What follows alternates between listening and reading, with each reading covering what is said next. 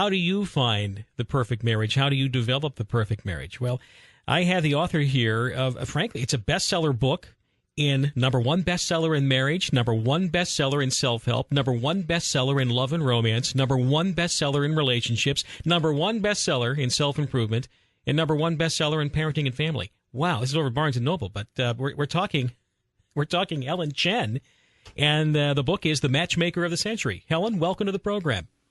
Hi, how are you? Oh, doing really well. What area of the country do you live in, first off, Hellen?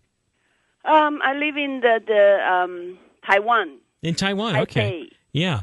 So you have set up, or you have introduced how many marriages over your storied career? Well, I cannot counting how many I try, but the 50 is a success. What now, 50,000? Is that what I'm hearing? 50 is 50. 50 is really married, and then they have a baby, and then they're doing very well. Wow, okay. So how did you get into the field of matching people? You know, finding love between two people who may not necessarily see that connection if they were to meet them by themselves. Well, I actually put it very simple way. I love to mind people's business. And then I talking to people how beautiful have the family and how nice people love to fall in love. So I actually console a lot of people, and then I become, really get into it, and I see it really can work. So now people really trust, and then that happens. Okay, very good. This is, I find it a fascinating journey because most of the time, 50% of all marriages we have right now end in divorce.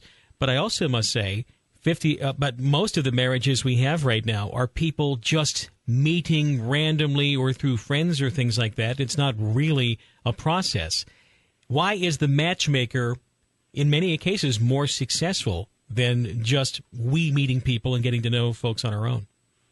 Well, people just dating, and then that is really against my philosophy. I like to people date only after they marry, and people dating before they marry, and that's why it has a problem. Really? Because you're doing the wrong direction. Did I hear? Was it erotic? Is that what you're talking about? Like an erotic progression? Is that what I heard? Or? It's called dating after marriage. Okay. So when you examine, someone comes into your firm and they say, "Ms. Chen, I want to find a good mate." What do you start looking for first? Is it family connections, breeding? I mean, how do you go through that process? Not at all. You see, this is also a different direction. I have the people look at themselves. What is the relationship problem or barrier or fear they have? And then I have people looking at what kind of communication they should improve. Because the problem on the marriage always because the personal. It's not because other person. It's not because the environment. It's because yourself have some worry, some fear, and that is the problem start. Ah, okay. So worry and fear within yourself starts the problem of in your choice of a marriage partner. Right. You're not you're not choosing based on a strength. You're choosing partners based on a weakness, perhaps within yourself. Right, and then also all the marriage problem is created and not really by the other person or the other half. Usually it's because you yourself have a problem. For example, like a wife bring the problem of her mom, and then bring the problem like her mom's problem, and then go into the marriage, and that create a problem. That is very interesting to look at. The wife's mom being brought into the marriage sometimes, if it's not a helpful situation, boy, that could be bad. That could be very bad. Of course, I must say, if a husband brings mom into the marriage too tightly, that could be bad too, can it? Right. So it's a lot of education and a lot of the past.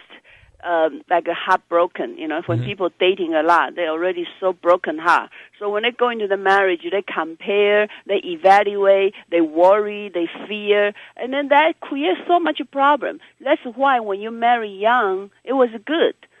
because you trust each other more than when you marry old. Oh, so that's why sometimes the remarriages are actually much less successful than a younger marriage. How interesting. Exactly. Because the more, you didn't learn more. When you divorce 3 times, you didn't learn marriage more, Oh, yeah. Well, you just heard more. Yeah, well, I'll confess, I've talked about this. I married very unwisely. In my younger days, I got married too quickly, is what I found out. When I met my Linda 10 years ago, I know that you say we shouldn't date, but we actually dated for 2 years. 2 years, and too long. That's too long because I thought that was a situation where you couldn't pretend. You couldn't pretend any longer if you were you couldn't play acting being a decent person.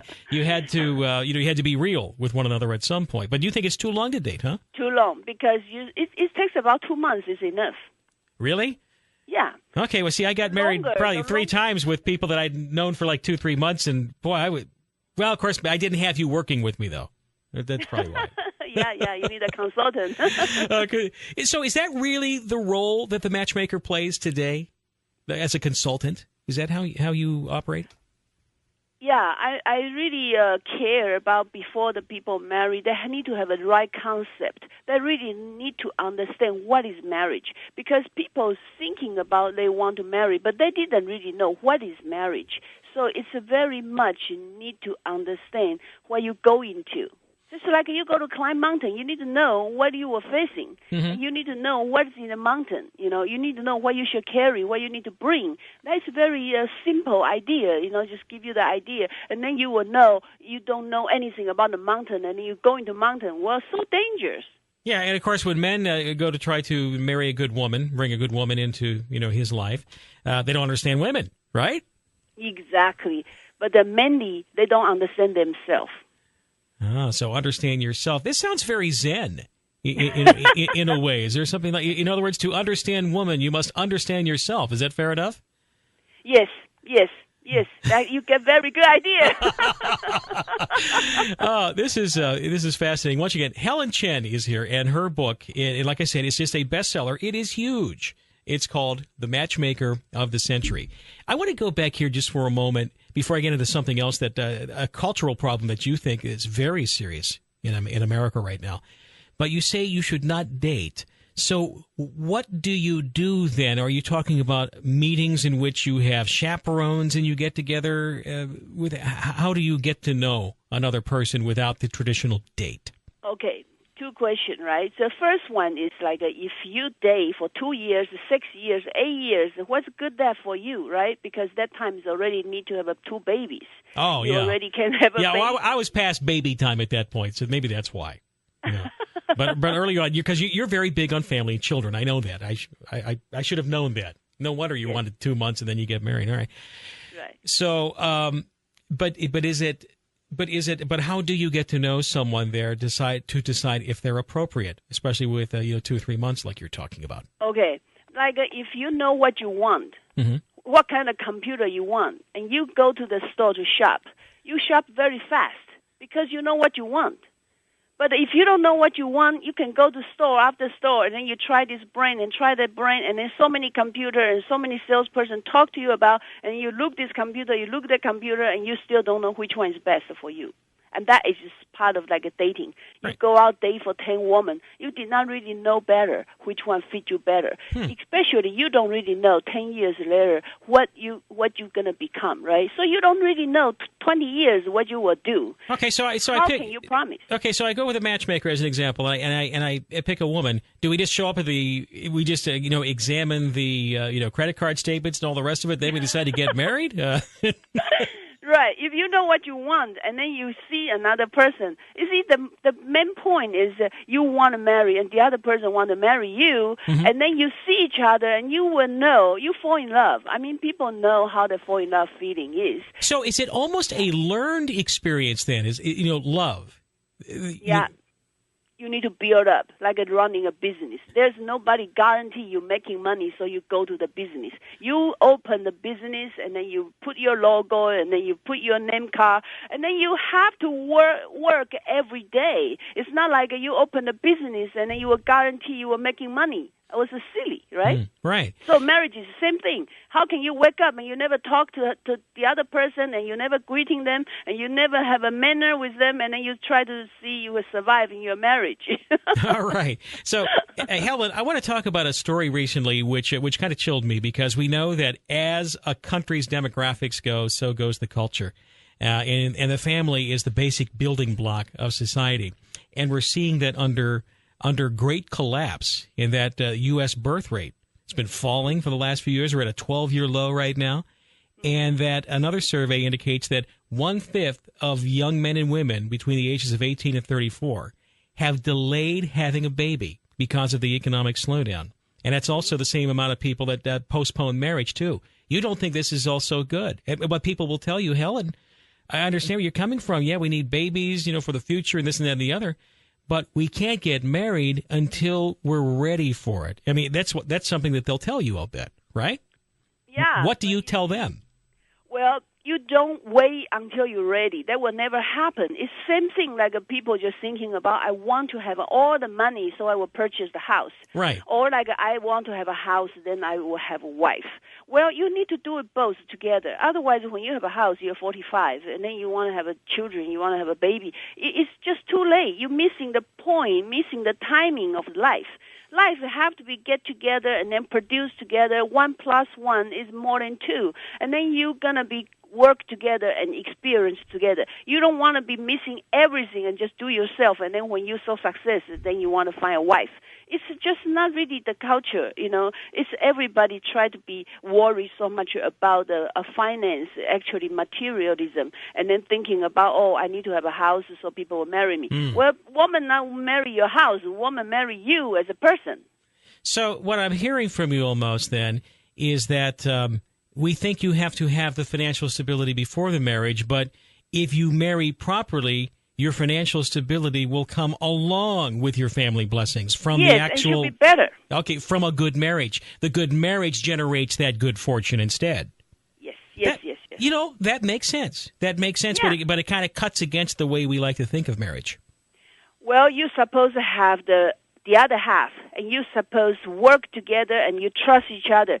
So you have a home to go back, right? And you have a baby at home, so you want to work, you want to produce, and that may give you a lot of power, that give you a lot of energy, and you want to make it go right. Yeah, so you have something to work for then. You have something to work for. Okay. Yes. All right. I get it, because there's a part of me that was thinking, all right, I'm going to have to talk to Helen about this. I don't get that, because I was always told, don't get married until you're ready. Yeah, all right. No.